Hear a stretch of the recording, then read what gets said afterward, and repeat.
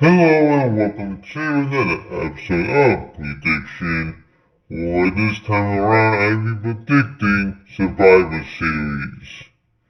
And of course, since this video has been posted before SmackDown, things could easily be changed and added to when SmackDown gets off the air, as well as when things happen, when Survivor Series happens.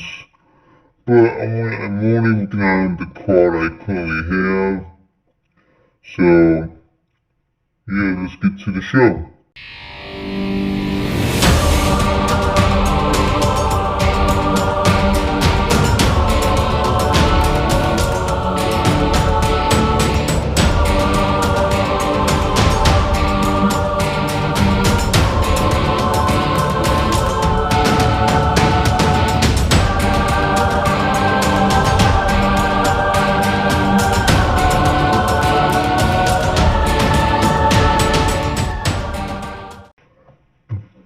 The first match I'll be predicting is Carlito vs Santos Escobar. And this is going to be an interesting match. Lots of back and forth.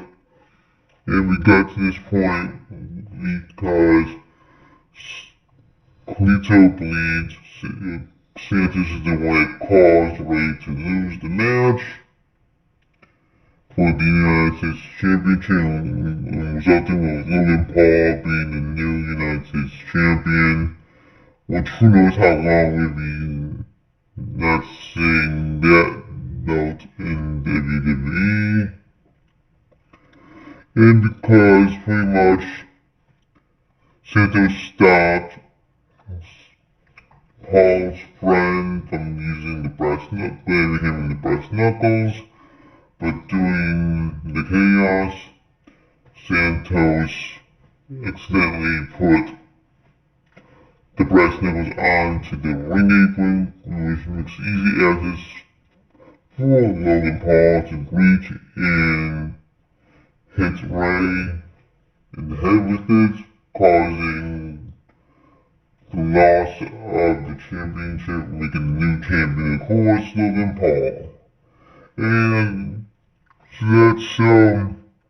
then we got to the whole fight between Carlito and Santos of the whole LWO feud, because Santos doesn't believe Carlito should be part of the LWO. He feels like they're just fine how they are, and the fact that Ray never came up to Santos to ask kind of permission if you're fine with Carlito being part of the LWO. That's what I believe has something to do with it. Of course, at some point, they had into altercation between Santos and Ray.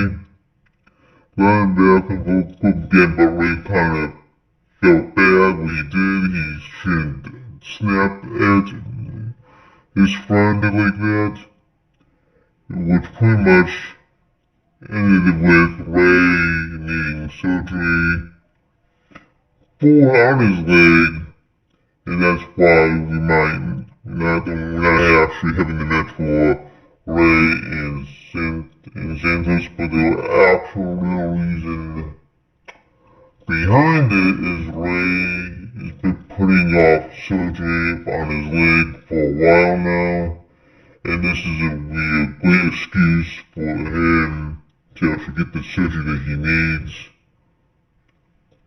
and to recuperate. So that's why we're having this match now. Carlito vs Santos. Carlito mostly fighting on Ray's behalf.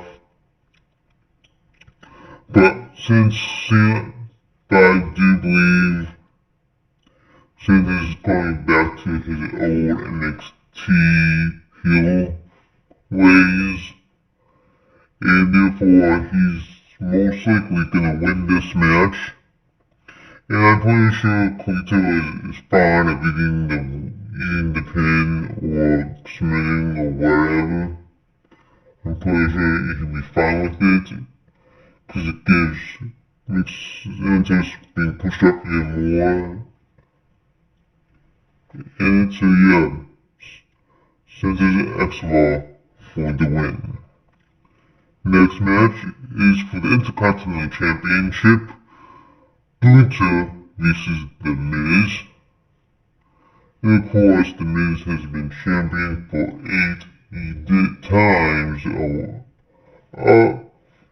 but again, he also lost the championship as many times. And the Gunther said he's been now the longest Intercontinental Championship in WWE history, and maybe he's going to proceed even further, maybe all the way up to WrestleMania, even maybe surpass that. But anyways, I don't think the Imperium needs to be there, but again, they most likely will to help out Gunther to retain his championship. But even if they don't show up, Miz did something that guarantees Gunther to win, and that is standing tall at the end of Raw, holding the Intercontinental Championship above his head. So anytime you get one over on the champion, then that means they are gonna lose that match, their championship match. So yeah, I would like to see The Miz win, but I don't think it's time for Gunther to lose the belt just quite yet. So again, Gunther is gonna win the Intercontinental main champion. Next up on another title match is the Raw Women's Championship. Rhea Ripley versus Zoe Stark. This is gonna be another good match. Lots of back and forth, and Zoe's gonna prove her dominance against Ripley, but it won't be enough. No offense to Stark, she's great in what she's doing, but I think she's not quite yet time for her to be a champion yet. Maybe next year, when the years are coming, maybe sometime, or maybe she gets the chance to do it at, I don't know, at WrestleMania, if she ever wins the Royal Rumble. But in the long run, as I was saying, Rhea Ripley will still be the champion on all this.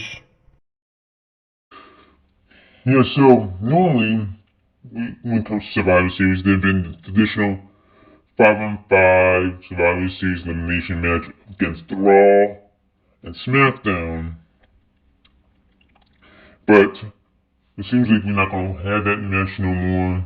Maybe it will show up next year.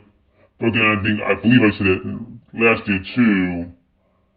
Because they replaced it with a different type of match. And that match is War Games! Sorry, I had to do that way. And I do apologize if you happen to be listening to headphones or I scared the shit out of you. That's why there happen to be other people around you and just turning you away now. But, anyways, yeah, it's not really a new concept anymore. And I wish what they do with War Games, they do with Limited Survivor Series, is once you get pinned or submitted, you were eliminated from that team, and or maybe even go even faster if you get pinned or submitted before any of the other teammates gets into the ring.